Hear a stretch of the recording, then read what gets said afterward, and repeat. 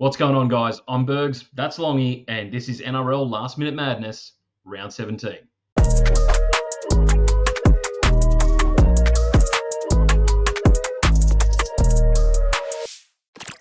What is happening, guys? Bergs and Longy here from the Casual Athlete, back at it again for another week of Last Minute Madness, where we go through the tips, the fantasy analysis, and some big predictions via the TBC Live app that you can download in the description below. And we missed last week, and we missed you guys as well. But unfortunately, we haven't been able to get into the studio this week as I have come down with a little bit of an illness. Unfortunately, Longy didn't want to see me. He's like, mate, take your illness and take it home with you. Mate, why don't you want to see me? You know, I feel like we have a good chat when we're in person. Mate, I don't want to be sick. Yeah, I don't want to be sick. And then what? We have to record sick together? One of us has to stay strong, superior, functioning, and the other one can be feeble and soft. Much like, by the way, this first matchup we're talking about, Dogs v Panthers, the feeble Penrith Panthers coming in. Disrespectful that they're getting nearly half the tips here against the Dogs, who deserve to get all of the tips. I am all over the Dogs here with 56% of people. You just hate the Panthers, don't you? I'm allowed to hate this magical run they've been on the last month? They're pretty much unbeatable right now. They've gone over to New Zealand and beaten the Panthers, something that has been not that easy to do this year. Right? How many injuries do the Warriors have? How many injuries? Not that many. But Warriors without Luke Metcalf don't have it, man. They don't have it.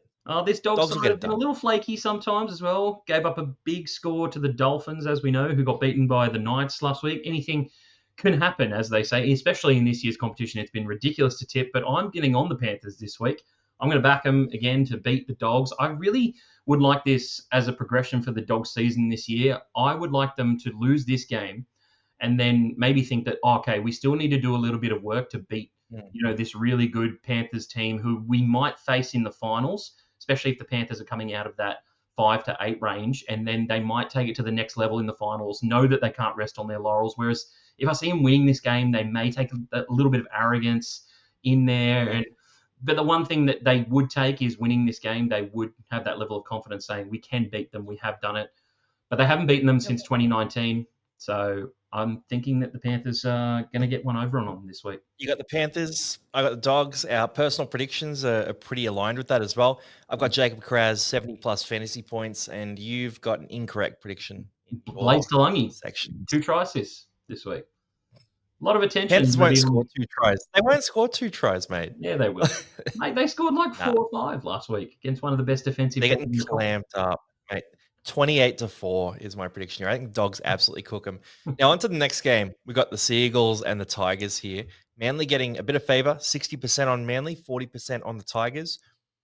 I look at this match and I think, you know what? Manly, they've gone Lehigh Hopewadi to fullback. They've gone Garrick to the wing, Turbo to center. Olakau'atu is out of the team, replaced by Corey Waddell. So that's a tough one. Any player coming in for Olakau'atu is a downgrade, but they're in a tough spot here. Whereas the Tigers, I don't know. The Tigers have been a bit hit and miss. I'm back in the Tigers, though. I just think through the middle with Fanua Pole back, fully firing, Jack Bird injected onto the edge spot there as well. That's probably not a plus, but they're going to win this game. I think they're going to win this game. I'm back in the Tigers in a close one, and it's a bit of an upset tip. Yeah, I'm with you. I feel like the Tigers have been building towards a win. They've been a little bit unlucky in recent weeks as well. Like, I think the Raiders last week really rested on their laurels at halftime, and this Tigers team came out in that second half and nearly stole the game from them. And again, you'd probably say the week prior to that, they were also unlucky against, I think it was Penrith as well. They're unlucky against them too. So this Tigers team, they're hanging in there. The one thing I don't love is Jareem Buller being out. That's a bit of a surprise to me. Heath Mason, bit of an energized bunny in that Jai Gray type kind of fullback. Yep. I love Latu Fainu coming into this team, though, at the 7 jersey. I think that's the position that he needs to play moving forward. Luai back in the 6 role. I like what they're doing with the halves. It's what they should have done immediately, like as soon as Galvin, I think, went out of the team. But I think Fainu might have been injured. But I'm with the West Tigers, and my prediction backs that as well with Terrell May. I think he's going to have an offloading masterclass this week. I think he's going to get 5 offloads this week. And have a big score. And I hope so. I hope so for fantasy. That's a big day for him. I've gone Lehigh Hopewadi, 55-plus fantasy points in this game. And he gets through a ton of work, maybe 300 meters. Like he's one of those sorts of guys, and plenty of weapons on the edge for him to use. Now into Friday night. The late Friday night slot, you got the Canberra Raiders v the Newcastle Knights. Knights are at home here. Knights have been running Jaden Brelly at that hooker spot. They got no Fletcher Sharp this week. I look at that. It's a big downgrade, right? Fletcher Sharp's one of their best players, but I think their roster balance this week will play into Kalen Ponga's hands. So I think Fletcher Sharp has been doing a lot of what Ponga used to do. And I think without Sharp there, they got two, sort of genuine traditional halves there, and we're going to see Ponga break back out. So I'm going Newcastle, 5-point upset, the maximum upset you can get here. Only 20% are on them. And I'm backing Kalen Ponga 60+ fantasy points, which hasn't happened since like round 3 or something like that. Yeah. So Ponga bounce back. Newcastle get the dub. I'm sorry, Canberra. See you later. Yeah, I mean, Canberra have clearly taken a few risks this week. They're resting Hudson Young, so they clearly feel comfortable enough at this point in time. They got away with a victory, you must say, last week. Didn't love Jed Stewart's debut. I think there's a little bit of a weakness there. It's definitely a downgrade from Savilio Tamale and how well he had been playing. But I just think this Knights side, I liked what they did last week, but again, with Fletcher Sharp being out, he is one of their attacking superstars. And I think with, them coming up against a team that isn't going to have... They basically, the Knights last week, exploited the fact that Jack Bostock got injured and then Avarillo had to move to the other side of the field. And Bradman Beast, well, there you go, I've already said it. He was Bradman Beast, mate. Had an absolute feast down that left-hand side last week. He was phenomenal. Are they going to have that kind of running of it again against a team that has been great this year? Even if they missing get out, Hudson Young and Savilio Tamale on that same edge, right? So you've got Simi Sasangi coming in. You've got Jed Stewart coming in. He's been good when he's capable. No, they're capable guys, but they're not at the same level as those other guys. So I don't know. That's where I've got it. What's your big prediction here, though? Yeah, well, I'm on the Raiders, but I've also got Tom Starling to come up with 2 try assists this week. That's where I feel like the Raiders' big advantage is. This Knights forward pack isn't the greatest. Joe Tarpany, Papa Lee, he has been outstanding the last few weeks. Corey Horsburgh's still in there. I just feel like Tom Starling's going to be able to find some space in the middle here, and they're really going to charge over this Knights forward pack that is a little brittle at the moment. That's fair play. Phoenix Crossland adjusting to that lock spot as well, so that's a tough spot. But I'm backing New Ian, and you're obviously a Newcastle hater, so you won't jump on them. Now for Saturday, we got the Broncos v the Warriors. I've been told this is a bit of a wet weather game, so that I don't love it for Brisbane. I mean, Brisbane was so good in that wet weather game against the Dogs, though. Remember when they got that upset? I don't know. I look at this game and I think, all right, obviously, Bergs isn't going to tip the Warriors because he's a Wales hater, and everyone knows that. But maybe I could fly the flag. I think the wet weather does play into the Broncos' hands, though. I think Adam Reynolds' kicking game, I think the fact that they've got such big, powerful middle forwards there, and I think the fact that the Warriors are missing a couple of guys, so Nia Corey is back in, but they're missing Mitch Barnett. If they had Barnett this week, I'd potentially jump on them. I just think they're a little bit under strength, and I'm a bit worried about Luke Metcalf not being 100%. There's no report that he won't be, but you look how hobbled he was last week. If he's anything less than 100%, the Warriors attack, it does struggle, right? So I'm going Broncos this week. I'd go the Warriors if they were full strength, but I'm on the Broncos. Yeah, I think the wet weather plays into the Warriors' hands. I feel like they play in it more than any other team in the competition. They play in a lot of wet weather games, especially over in New Zealand. I'm on the Warriors to have a bounce back this week. I think they know what they did wrong. It's one of the only games where I think they beat themselves last week. Really gave Penrith a lot of ball, and it's something that I think could frustrate the Broncos if they go back to playing their natural game. They're one of the best completing teams in the competition. And if you're not giving free ball to a team like the Broncos, who maybe need a little bit of momentum to get going, they're a momentum team. They're very streaky. They concede a lot of points to this Broncos side. They won't. You say all this, but I've seen your prediction. Yeah, I've got Payne Haas 80+ points. That backs mine up. But you've gone with something spicy. I have. I think Reece Walsh always turns up against the Warriors. It's the team that he left. I can just remember in that semi-final a couple of years ago, he really tore the Warriors apart. I just think that he'll streak away for 2 tries this week, and it's been a really good progression from him since he came back into the team. I think earlier in the year, it wasn't really going his way. I think we were not seeing the true Reece Walsh, and he's injured at the moment as well. You can clearly see that. But I just think the Warriors will do enough to win this game. I think they get out to an early lead, and Brisbane do their best to run them down, and the Warriors end up winning by about 4-2 points. That seems to be the Wow, game the script for Waz Warriors games hater. this year. The Waz hater reformed. How about that? Look, I respect you, backflipping on your hatred of the Warriors. So I appreciate that. And I'm sure all the Kiwis that watch along do too. Now, into that Saturday next game, we got the Dragons and the Eels. And 61% of people are getting this tip wrong. The other 39% have gone with Parramatta. And I'm obviously on Parramatta right now as well. So Eels to get the upset here. They've just signed Jack DeBellin. That's going to strike a blow into the hearts of Dragons fans and the community all around there. I've got Toby Couchman, the heir apparent to JDB's role, over 60 fantasy points. I think he plays on the edge to start, then moves into the middle forward spot and plays 60 to 70 minutes in this game. Yeah, odd signing, if I'm going to be completely honest. He's 34 years old. Signing. He's 34 years old. He plays in the middle of the field, signing. has done for a number of years, although there was that gap in his career, as we do know. But he's an axe. He's a playmaker. The ins for the Dragons this week are huge. Like Tuipulotu's back. I think we get Holmes back after being rested as well last week. Jaden Stewart too. Yeah, and for the Eels, I almost don't love that Dylan Brown's come back to the team. That as weird as that is to say, like, is it bad for me to say that? Because I feel like Dean Hawkins has been so good as the primary half. Is he going to take on that role again? I think we did see it not the last time that Moses was out for Origin as well, and they did come away with a victory. It's weird with the Eels right now. Like they are playing some good football, but down in Wollongong, I think the Dragons really need to win this game. If not, they have a horrible run coming up. It's actually one of the worst runs of the next 8 weeks. And I think if they don't win this game, it's going to go a long way to them not making the finals this year. So I'm going to go the Dragons, and they need to win.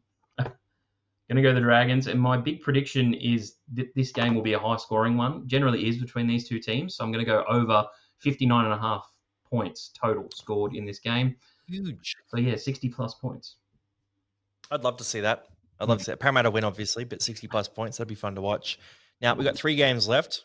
Let's rapid fire through these bad boys. First one here, Dolphins v Rabbitohs. I'll hit you with my thoughts here, but it's a pretty even split in terms of tipping. You know what? I'm actually changing my mind as I look at it right now. I'm on the Rabbitohs. I'm switching right now as we speak to the Rabbitohs upset. Slight upset. I just think Trell Mitt is insane form, and I look at the middle forward rotations. Dolphins are missing a lot of guys in the middle. I think it's going to catch up with them this week. I think the Rabbitohs just play a brand of footy where they're going to exploit the fact that Bostock isn't there too. I like Junior Tupou, but he was having a tough time of it at the start of the year. I've got Koloamatangi to score 80-plus fantasy points. I think he scores a try in this one, and the Bunnies get the dub. Yeah, I'm on Bunnies as well. I got Koloamatangi making 81 post-contact meters this week. Kalora and 80. We like it. Yeah, exactly. Campbell Graham back, Cody Walker back as well. Big ins for the Rabbitohs, and I think that they can do it against the Dolphins team that was flying high, but they've kind of been humbled a little bit last week. So moving on to our next game, we have the Storm taking on the Sharks. Now, this is down at Amy Park. The Sharks have beaten the Storm pretty recently down at Amy Park, and they let one slip last week. Do you think that they can come back and beat the Storm here? No Jack Howarth. It's an interesting little game. It's a max points upset. So 5 points for the Sharks, only 1.3 on the Storm there. So for me, when I see a 5-pointer, I've got to be talked out of it basically. And I think the Sharks, they're better than the 1 in 5 chance of winning this game. Yeah, definitely. The Storm would be slight favorites in an even odds comp. I would take and they the weren't perfect last week. BBC. The Sharks or the Storm? Oh, the Storm definitely not. No, yeah. And that's where I'm back in South. But I think the Sharks get the dub here, and I've got a bit of a prediction that goes against that. Cam Munster over 70 fantasy points in this one. I think he's been running rampant. I think the attacking stats come here in a high-scoring game that they do lose to some Nico Hines brilliance, I hope, please, for my fantasy side. The Nico Hines brilliance has to come at some point, doesn't it? I mean, he seems to go ghost in moments when they really need him to. Last week, they needed him to step up, come up with a play to get him back in. Oh, last week was tough, yeah. And it just that last 20 minutes is possibly some of the worst 20 minutes of football I've ever seen him play. I'm backing the Storm purely because it's an afternoon Sunday game. This year they have dominated afternoon games. They really don't like playing at night. And for the Storm, that's really odd because they actually play a lot of night games, usually, quite well. And it's something that they've done over their entire, their entire history of as a club. I just think the Storm win this one pretty comfortably, to tell you the truth. And Pappenhausen's grabbing a hat trick. Yeah. I don't mind that shout. I think it's going to be high scoring. I'm just back in Granada to bounce back from last week, but fair shout. And then Titans v Cowboys. I'll let you talk about this one because Titans obviously got absolutely smashed by Parramatta without their starting halves last week, so they're in a pretty dire spot. They got no Jaden Campbell here as well. It's pretty sad for them. Cowboys have been abysmal recently, but I think they've made a good change to their roster this week, and I'm backing a bounce back. I'm keen to hear what your thoughts are. I'll let you talk through that change. Yeah, abysmal to say the least, to tell you the truth. I think Jake Clifford comes in. They can be better, though. That's kind of what I'm thinking. I think they can just switch it straight back on. I just think our disadvantage is the middle forwards, because I just think Mo Fodawaker, Campbell Gillard, and Tino Fasuamaleaui don't have strong matchups for those guys. Like, our matchups are Jordan McLean, Sam McIntyre, Ruben Cotter. Cotter is an absolute mongrel. I love him, but he's not that bend the line back, attract 5 defenders type guy, get an offload. He's a workhorse. Are you on a Titans upset here, though? Is that what I'm hearing? I just think this Titans team, they lose games that you expect them to win, and they'll crack out a win when you least expect it. I think for the Cowboys, they need to bounce back this week. Otherwise, I think Todd Payton's in real trouble. Purdue back at center. I think it's going to be an electric side of the field with Nene, Dearden, and Purdue on the same side of the field with Murray Taulagi on the wing. That is the edge that's also really troubling for the Titans, that right side defense. So I think we're going to have a field day down that side of the field. And I think the Cowboys get a victory this week, I hope. Yep. We're going to pray to the Lord on that one. And I also think, with my big prediction, that Jake Clifford is going to have 2 forced dropouts this week and really prove his worth to the team, building pressure. I think he's useful for you guys. I've tipped the Cowboys as well. I've made a prediction on that edge you're talking about. Jackson Purdue, career best fantasy game, 80+ fantasy points. I think he tears them to shreds. I think him going back to center is fantastic news for him. It's great news for the Cowboys. I think him playing in the halves next to Dearden, it made no sense to me, and it was proof of why they're not going to get Sandon Smith as well, because Dearden is a 6. I think it's something I'd like to see with an off season of planning for it, not just a mid-season. Yeah. You could do it that way, but Purdue, he's at center. He was so electric at the start of the year, and he feasts in this game. We saw Will Penasini score 2 tries last week. They're leaking some points, the Titans, and Purdue's going to be the guy. Yeah, definitely. Well, guys, those are our tips, predictions, and some fantasy analysis. Make sure that you download the TBC Live app. The link is in the description below. I am Bergs, that's Longy, and we'll catch you next week.